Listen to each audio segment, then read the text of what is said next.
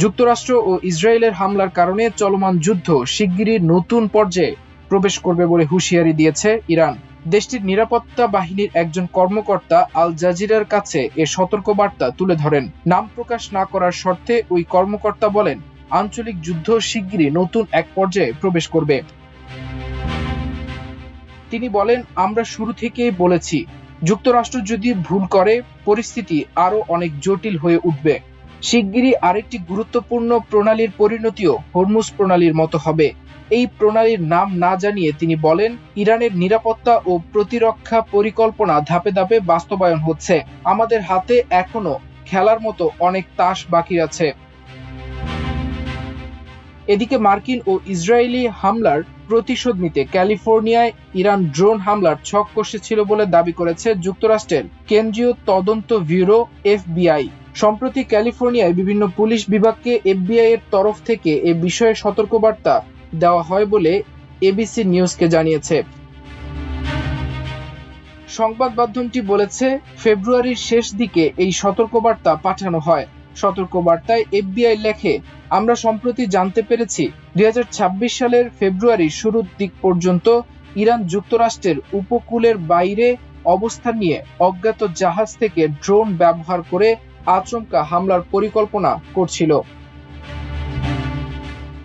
বিশ্বে জ্বালানি তেল পরিবহনের অন্যতম গুরুত্বপূর্ণ পথ হরমুজ প্রণালী ও এর কাছাকাছি স্থানে আজ একাধিক জাহাজে হামলার ঘটনা ঘটে। ইরানে যুক্তরাষ্ট্র ও ইসরায়েলের যৌথ হামলা শুরুর পর থেকে মধ্যপ্রাচ্যে এ পর্যন্ত 13টি জাহাজে হামলার খবর পাওয়ার কথা জানিয়েছেন যুক্তরাজ্য ভিত্তিক মেরিটাইম ট্রেড অপারেশনস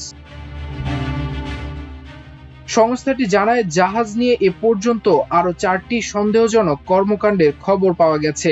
এ নিয়ে আরব সাগর, হরমুজ প্রণালী ও ওমান উপসাগরে জাহাজ চলাচল সংক্রান্ত মোট 17টি ঘটনার তথ্য রেকর্ড করা হয়েছে। গতকাল বুধবার সকালে এই অঞ্চলে 3টি বাণিজ্যিক জাহাজ অজ্ঞাত প্রক্ষেপিত অস্ত্রের আঘাতে ক্ষতিগ্রস্ত হওয়ার পর এই তথ্য জানিয়েছে ইউকেএমটিও।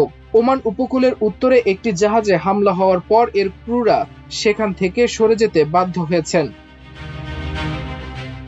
এদিকে যুক্তরাষ্ট্রের সামরিক বাহিনী ইরানের বেসামরিক নাগরিকদের হরমুজ প্রণালীর সব বন্দর এলাকা অবিলম্বে এড়িয়ে চলার নির্দেশ দিয়েছে। বিশেষ করে যেসব বন্দরে ইরানের নৌবাহিনী সক্রিয় রয়েছে সেসব স্থান থেকে দূরে থাকতে বলা হয়েছে। যুক্তরাষ্ট্রের সেন্ট্রাল কমান্ড সেন্টকম এক বিবৃতিতে এ সতর্কবার্তা দিয়েছে।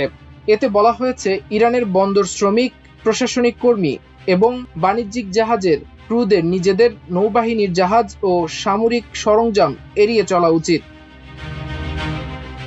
গত 28 ফেব্রুয়ারি হামলা শুরুর পর যুক্তরাষ্ট্র এ পর্যন্ত প্রায় 60টি নৌযান ডুবিয়ে বা ধ্বংস করে দিয়েছে। এর মধ্য দিয়ে তারা ইরানের নৌশক্তিকে উল্লেখযোগ্যভাবে দুর্বল করে দিয়েছে বলে দাবি করেছে। মাল্টিমিডিয়া ডেস্ক, আমার দেশ।